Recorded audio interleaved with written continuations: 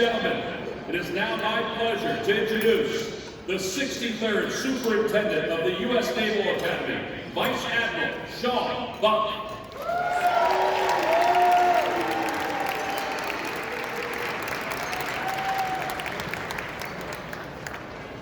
Good evening, everybody. Secretary of the Navy, the current Secretary of the Navy, Carlos Del Toro, welcome you and your beautiful bride, Betty.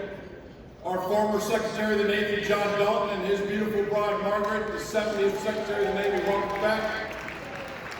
Ladies and gentlemen, I want to bring to your attention a very, very special guest that we have in the house tonight. Sitting along the main aisle, a true hero, Mr. Arthur Rabiner, a World War II vet, 97 years old, sir.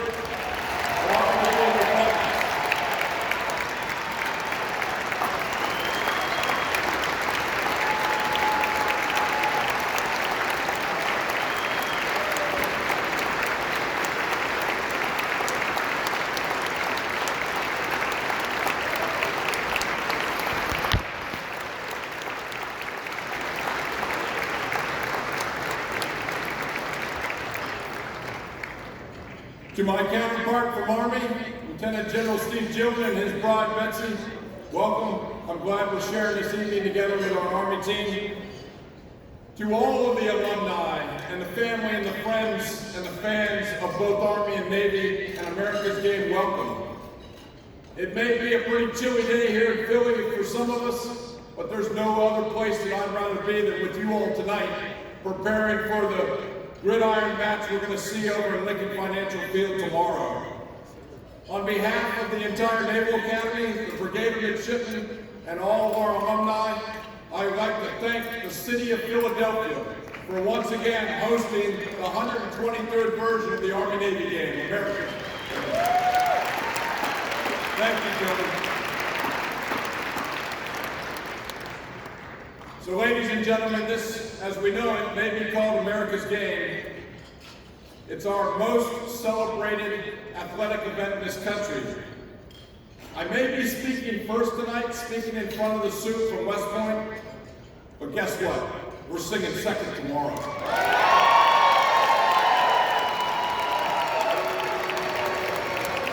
So each year as we approach this game, a lot of people like to say that 364 days of the year we're brothers and sisters in arms. We're on the same team, and each year there's one day where we're sworn enemies on the athletic field, and then we'll come back together. Well, that's kind of a fair assessment, but when you consider the amount of spirit missions that happen during the week leading up to Army-Navy, I would suggest that Army and Navy are on the same team 51 weeks of the year, and there's one entire week in which we are sworn adversaries. So to make my point, I'd like to highlight one of these missions this year, this last Monday, that was quite impressive. A group of future naval aviators flew their first attack mission this week. These midshipmen took a flight of 3 aircraft up to West Point, and they dropped a whole hell of a lot of Fly Navy, Beat Army messages all over the apron up on the campus of West Point. Bravo Zulu, midshipmen.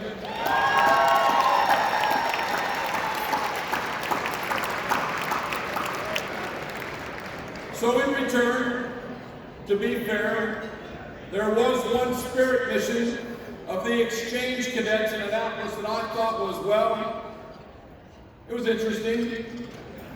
It wasn't quite notable, but it seems like the Navy culture, and the Naval Academy is rubbing off, Steve, on your cadets that are on exchange in Indianapolis. They seem to really want to begin to take part in a lot of our Navy traditions. We found that very complimentary. So, this last Monday, as I was walking to my office, I saw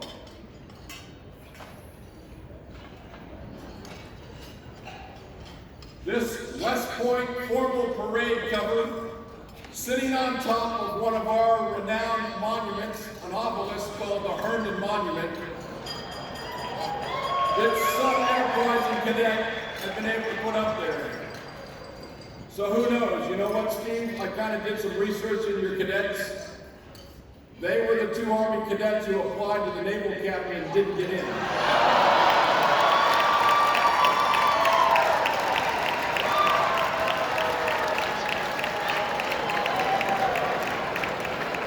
And while the cadets in Indianapolis have really started to embrace our naval traditions, I'm beginning to think that even some of you all up at West Point are rooting for Navy too. It's phenomenal.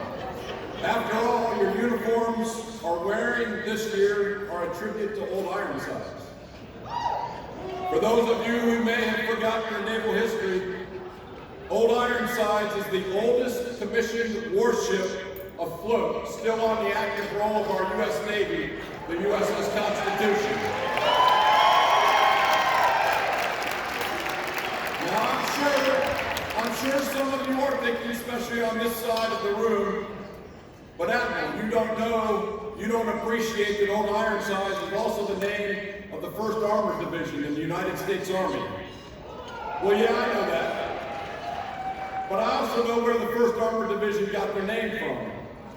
Back in 1940, when the 1st Armored Division was established, the 1st Commanding General, Major General Bruce Magruder, thought his division should have a nickname. Obviously, he wanted something that sounded strong, something that represented power, bravery, durability, something that had a lot of history and represented the best of our nation's fighting spirit, grit, determination, and courage. Well, maybe this shouldn't be surprising, but I guess you really couldn't find anything like that in the Army. So for inspiration, he turned to the service that embodies all of that, the United States Navy. He turned to the United States USS Constitution, Old Ironsides, the real Old Ironsides, known for her strength, the bravery of her crew, and her victories in battle. She earned her nickname during the War of 1812 in an engagement with the British frigate Gala, when a member of her crew witnessed a cannonball bounce off of her white oak hull and exclaimed, "Huzzah!" Her sides were made of iron. So I'll admit that I was a little surprised when I saw West Point choose to honor Old Ironsides on their jerseys this year for the Army-Navy game. But I do welcome that support. It seems many people in the Army are finally seeing the light and understanding well how to appreciate the Navy. Ladies and gentlemen, it's my honor to be joined here on the stage tonight by the current commanding officer of Old Ironsides, Commander Ken Kraetzer.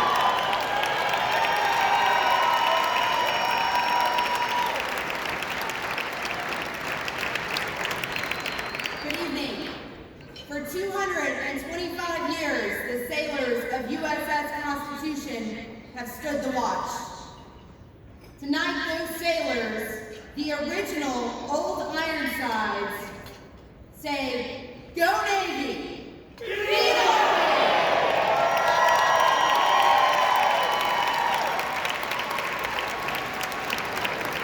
Ladies and gentlemen, enjoy the evening. Enjoy the spirit of America's game tomorrow. May the best team win. This game is so much more than a game of football. It's a game for our nation. It's a game for our honor. And we're very proud to present it to America and to the world. Steve, well done. I joined in that effort. Congratulations. Good luck tomorrow.